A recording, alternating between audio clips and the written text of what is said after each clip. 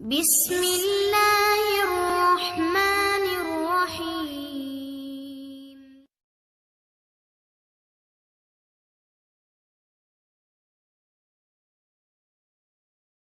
خالد اور اکرمہ آئے تو ابو سفیان نے انہیں بتایا کہ نعیم رضی اللہ تعالیٰ عنہ اسے قاب بن اسد کے متعلق کیا بتا گئے ہیں۔ غیروں کے سہارے لے کر لڑائیاں نہیں لڑی جا سکتی ابو سفیان۔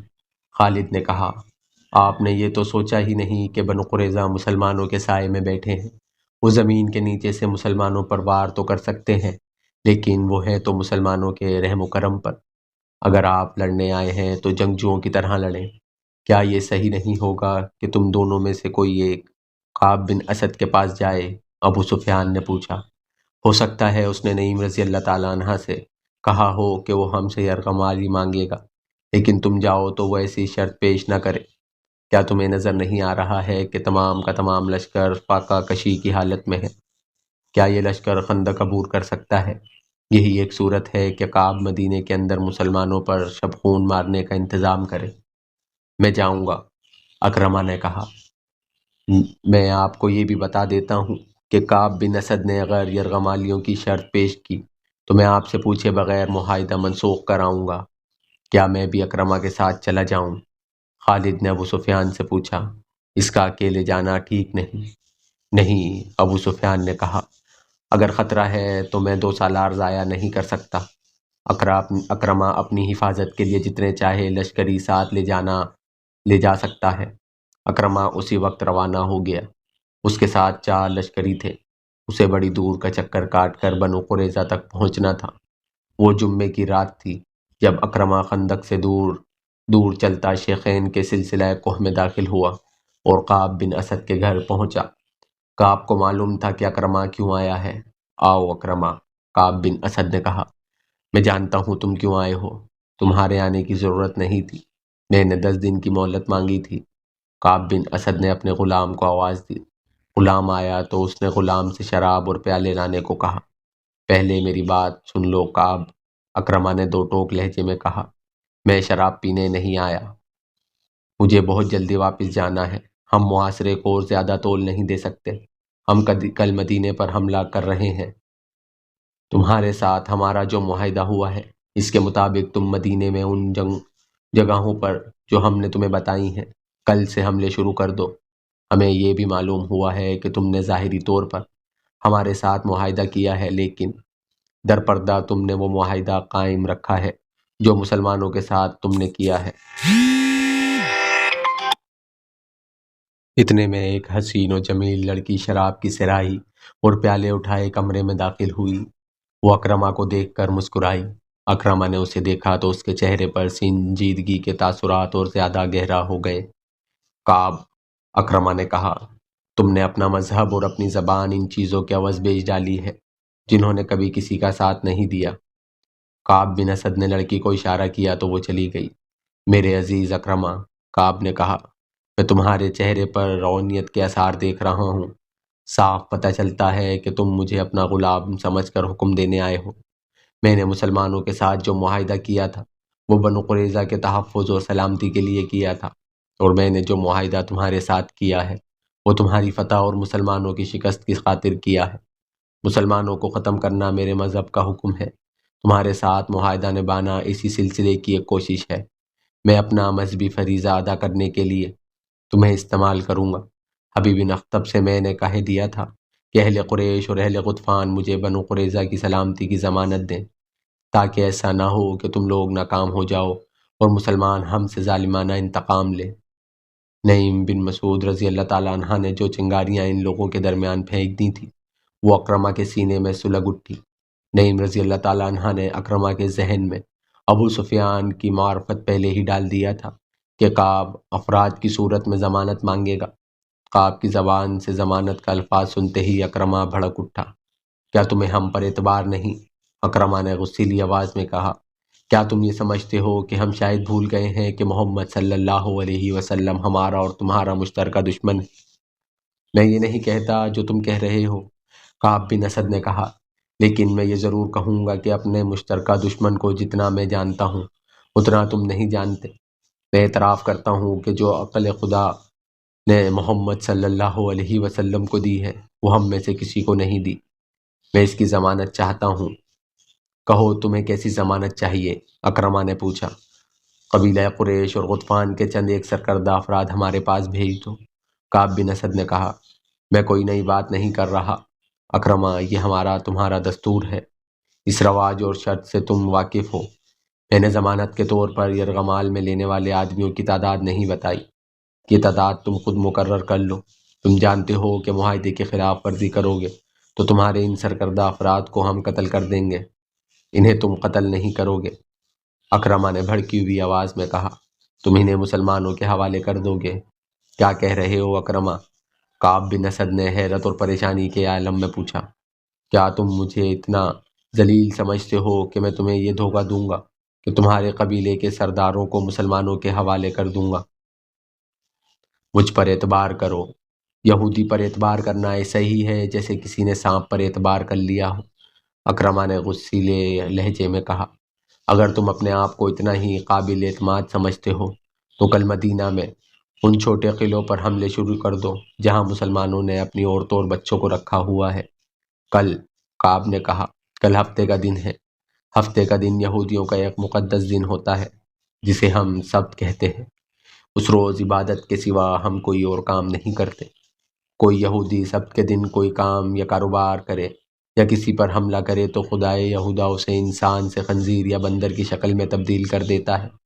اکرمہ دیکھ چکا تھا کہ کعب بن اسد کی نیت ٹھیک نہیں، وہ شراب پیتا چلا جا رہا تھا۔ اکرمہ نے شراب پینے سے انکار کر دیا تھا۔ اس نے ابو سفیان سے کہا تھا کہ وہ فیصلہ کر کے ہی واپس آئے گا۔ تم کل حملہ کرو یا ایک دن بعد کرو، ہم تمہاری نیت کو عملی صورت میں دیکھ کر فیصلہ کریں گے کہ تمہیں یرغمال میں اپنے آدمی دیے جائیں یا نہ دیے جائیں۔ اکرمہ نے کہا، اس سے پہلے ہم تمہیں ایک آدمی بھی نہیں دیں گے۔ میں کہہ چکا ہوں کہ یرغمال کے بغیر ہم کچھ نہیں کریں گے۔ کعب بن اسد نے کہا، جو ہی تمہارے آدمی ہمارے پاس پہنچ جائیں گے ہم تمہاری منشا کے مطابق مدینے کے اندر کھلبلی مچا دیں گے۔ تم دیکھنا ہم محمد صلی اللہ علیہ وسلم کی پیٹھ میں کس طرح چھرا گھونپتے ہیں۔ اکرمہ اٹھ کھڑا ہوا اور غصے میں بولا، تم بدنیت ہو، تمہاری نیت صاف ہوتی تو تم کہتے کہ مجھے کسی ضمانت کی ضرورت نہیں، آؤ مل کر مسلمانوں کو مدینے کے اندر ہمیشہ کے لیے ختم کر دیں۔ مجھے اگر حکم ہی ماننا ہے تو میں محمد صلی اللہ علیہ وسلم کا حکم کیوں نہ مان لوں؟ کعب بن اسد نے اکرمہ کا غصہ دیکھتے ہوئے کہا، ہم مسلمانوں کے ساتھ رہتے ہیں، ہمیں جو تحفظ ان سے مل سکتا ہے وہ تم نہیں دے سکو گے۔ مورخ ابن حشام اور ابن سعد نے لکھا ہے کہ نعیم رضی اللہ تعالیٰ عنہ کا چھوڑا ہوا تیر نشانے پر لگا۔ اکرمہ غصے کے عالم میں کعب بن اسد کے گھر سے نکل آیا۔ یہودیوں اور اہل قریش کا معاہدہ جو اگر برقرار رہتا تو مسلمانوں کی کمر ٹوٹ جاتی، کعب کے گھر کے اندر ہی ٹوٹ گیا تھا۔ جب اکرمہ کعب بن اسد سے ملنے جا رہا تھا اس وقت خالد بیٹھا ہوا کچھ گہری سوچ میں سوچ رہا تھا۔ خالد کو آج مدینہ کی طرف جاتے ہوئے وہ وقت یاد آ رہا تھا جب اکرمہ بنو قریظہ کی بستی سے واپس آیا تھا۔ خالد دوڑتا ہوا اس تک پہنچا تھا، ادھر سے ابو سفیان گھوڑا دوڑاتا آ گیا۔ اکرمہ کے چہرے پر غصے اور تھکن کے گہرے آثار تھے۔ کیا خبر لائے ہو؟ ابو سفیان نے اس سے پوچھا۔ خدا کی قسم ابو سفیان، میں نے کعب سے زیادہ بدنیت انسان پہلے کبھی نہیں دیکھا، اکرمہ نے گھوڑے سے کود کر اترتے ہوئے جواب دیا۔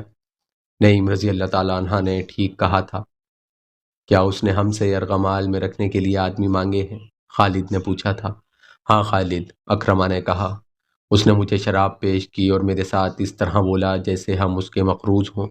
اس نے کہا کہ پہلے یرغمال میں اپنے آدمی دو، پھر میں مدینے کے اندر شب خون ماروں گا۔ کیا تم نے اسے کہا نہیں کہ اہل قریش کے سامنے بنو قریظہ کی حیثیت اونٹ کے مقابلے میں ایک چوہے کی ہے؟ خالد نے کہا تھا۔ کیا تم نے اس کے سر کا اور اس کے کندھوں سے نہیں اتار دیا؟ میں نے اپنا ہاتھ بڑی مشکل سے روکا تھا، اکرمہ نے کہا تھا۔ اس کے ساتھ ہمارا جو معاہدہ ہوا تھا وہ میں وہیں توڑ آیا ہوں۔ تم نے اچھا کیا، ابو سفیان نے دبی دبی آواز میں کہا تھا، تم نے اچھا کیا، اور وہ پرے چلا گیا تھا۔ یہ کوئی بہت پرانا واقعہ نہیں تھا، 1.5-2 سال پہلے ہی کی بات تھی۔ آج جب خالد مدینے کی طرف جا رہا تھا تو یہ جانا پہچانا رستہ اسے اجنبی سا لگ رہا تھا۔ کبھی اسے ایسے محسوس ہونے لگتا جیسے خود اپنے لیے اجنبی ہو گیا ہو۔ اسے ابو سفیان کا افسردہ چہرہ نظر آنے لگا۔ خالد نے محسوس کر لیا تھا کہ ابو سفیان مدینے پر حملے سے منہ موڑ رہا ہے۔ خالد اور اکرمہ وہیں کھڑے رہ گئے تھے۔ کیا سوچ رہے ہو خالد؟ اکرمہ نے پوچھا تھا۔ کیا تم میری تائید نہیں کرو گے؟ میں اس شخص ابو سفیان کی موجودگی کو صرف اس لیے برداشت کر رہا ہوں کہ یہ میرے قبیلے کا سردار ہے۔ خالد نے اکرمہ کو جواب دیا تھا۔ اہل قریش کو ابو سفیان سے بڑھ کر بزدل سردار کوئی اور نہیں ملے گا۔ تم پوچھتے ہو میں کیا سوچ رہا ہوں؟ میں اور زیادہ انتظار نہیں کر سکتا۔ میں نے خندق کو ایک سرے سے دوسرے سرے تک دیکھا ہے۔ ایک جگہ خندق تنگ ہے اور زیادہ گہری بھی نہیں۔ ہم وہاں سے خندق کے پار جا سکتے ہیں۔ اگر تم میرا ساتھ دو تو میں ابھی اس جگہ سے چند سوار خندق کے پار لے جانا چاہتا ہوں۔ ابو سفیان کسی غیبی مدد اور سہارے کا انتظار کرنا چاہتا ہے تو کرتا رہے، میں تمہارا ساتھ کیوں نہ دوں گا خالد؟ اکرمہ نے کہا تھا۔ کیا میں مسلمانوں کے ان قحطوں کو برداشت کر سکوں گا جو اس وقت بلند ہوں گے جب ہم یہاں سے لڑے بغیر واپس جائیں گے؟ چلو میں تمہارے ساتھ ہوں۔ وہ جگہ زباب کی پہاڑی کے مغرب اور طلحہ کی پہاڑی کے مشرق میں تھی، جہاں خندق کی چوڑائی اتنی تھی کہ گھوڑا اسے پھلانگ سکتا تھا۔ ضرورت شہ سوار کی تھی، پیادے خندق میں اتر کر اوپر چڑھ سکتے تھے۔ اسی جگہ کے قریب تقریباً سامنے مسلمانوں کی خیمہ گاہ تھی۔ خالد نے اکرمہ کو یہ جگہ دور سے دکھائی۔ پہلے میرے سوار خندق پھلانگیں گے، اکرمہ نے کہا، لیکن ابھی ہم تمام کا تمام شہسوار ایک ساتھ نہیں گزریں گے۔ پار جا کر مسلمانوں کو ایک ایک سوار کے مقابلے کے لیے للکاریں گے۔ وہ اس رواج کی خلاف ورزی نہیں کریں گے۔ میرے ساتھ آؤ خالد، میں اپنے منتخب سوار آگے لاؤں گا۔ تم ابھی خندق کے پار نہ جانا۔ اگر ہم دونوں مارے گئے تو اہل قریش کو سوائے ذلت کے کچھ نہیں مل سکے گا۔ ابو سفیان کا دل محاصرہ اٹھا چکا ہے۔ وہ لڑنے کے جذبے کو سرد کر چکا ہے۔ وہ مقام جہاں خندق گھوڑے کی لمبی چھلانگوں سے پھلانگی جا سکتی تھی، ایسی اوٹ میں تھا جسے گشتی سنتری قریب آ کر ہی دیکھ سکتے تھے۔ اکرمہ نے 7 سوار منتخب کر لیے تھے۔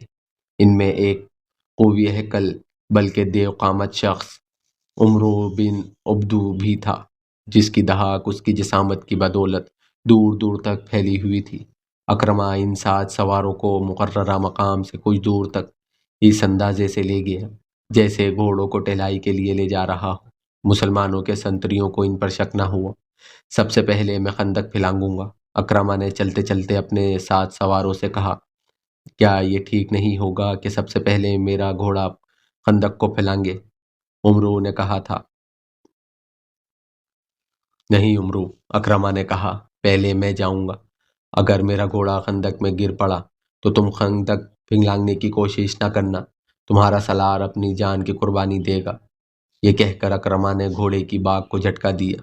گھوڑے کا رخ خندق کی طرف ہوا تو اکرمہ نے ایڑ لگائی۔ عربی نسل کا گھوڑا ہوا سے باتیں کرنے لگا۔ اکرمہ نے لگام اور ڈھیلی کر دی اور گھوڑے کو پھر ایڑ لگائی۔ گھوڑے کی رفتار اور تیز ہو گئی۔ خندق کے کنارے پر جا کر اکرمہ گھوڑے کی پیٹھ سے اٹھا اور آگے کو جھک گیا۔ گھوڑا ہوا میں بلند ہو گیا۔ خالد کچھ دور کھڑا دیکھ رہا تھا۔ قبیلہ قریش کے بہت سے لشکری دیکھ رہے تھے، زمین و آسماں دیکھ رہے تھے، تاریخ دیکھ رہی تھی۔ گھوڑے کے اگلے پاؤں خندق کے دوسرے کنارے سے کچھ آگے اور پچھلے پاؤں عین کنارے پر پڑے۔ گھوڑا رفتار کے زور پر آگے چلا گیا۔ اس کی اگلی ٹانگیں دوہری ہو گئیں، اس کا منہ زمین سے لگا۔ اکرمہ گرتے گرتے بچا، گھوڑا بھی سنبھل گیا اور اکرمہ بھی۔ اسے اپنے پیچھے للکار سنائی دی، آگے نکل جاؤ اکرمہ۔ اکرمہ نے پیچھے دیکھا، عمرو کا گھوڑا ہوا میں اڑا آ رہا تھا۔ عمرو رکابوں پر کھڑا آگے کو جھکا ہوا تھا۔ کسی کو توقع نہیں تھی کہ اتنے وزنی سوار کے نیچے گھوڑا خندق پھلانگ جائے گا، لیکن گھوڑا ایسی جگہ جا پڑا جہاں اکرمہ کا گھوڑا گرا تھا۔ عمرو کے گھوڑے کی ٹانگیں ایسی دوہری ہوئی کہ منہ کے بل گرا اور ایک پہلو پر لڑک گیا۔ عمرو گھوڑے کی پیٹھ سے لڑک کر کلا بازیاں کھاتا گیا۔ ایک لمحے میں گھوڑا اٹھ کھڑا ہوا۔ ادھر عمرو اٹھا اور پلک جھپکتے ہی گھوڑے پر دوبارہ سوار ہو گیا۔ اس کے پیچھے اکرمہ کے 2 سوار اکٹھے چلے آ رہے تھے۔ خندق کے کناروں پر آ کر دونوں سواروں نے اپنے گھوڑوں کی پیٹھیں خالی کر دی۔ اور ان کی گردنوں پر جھکے ہوئے تھے۔ دونوں گھوڑ سوار خندق پہ لانگ آئے۔ اہل قریش کے لشکر نے داد تحسین کے نعرے لگائے۔ اس شور سے مسلمان پہرے دار دوڑے آئے۔ اتنے میں اکرمہ کے 2 اور گھوڑے اپنے سواروں کو اٹھائے خندق کے کنارے سے ہوا میں اٹھے۔ ان کے پیچھے 7 میں سے باقی 2 سواروں نے بھی اپنے گھوڑوں کو ایڑ لگا دی۔ تمام گھوڑے خندق پہ لانگ آئے تھے۔ ٹھہر جاؤ، اکرمہ نے مسلمان سنتریوں کو بلند آواز میں کہا، کوئی اور گھوڑا خندق کے اس طرف نہیں آئے گا۔ محمد صلی اللہ علیہ وسلم کو بلاؤ، تم میں جو سب سے زیادہ بہادر ہے اسے لاؤ، وہ میرے ایک آدمی کا مقابلہ کرے، اگر وہ اسے گرا لے تو ہم سب کو قتل کر دینا، خدا کی قسم ہم تمہارا خون اس ریت پر چھڑک کر واپس چلے جائیں گے۔ مسلمانوں کی اجتماع گاہ میں کھلبلی برپا ہو چکی تھی۔ ایک شور تھا، قریش اور غطفان نے خندق عبور کر لی ہے، مسلمانوں تمہارے امتحان کا وقت آ گیا ہے، ہوشیار خبردار، دشمن آ گیا ہے۔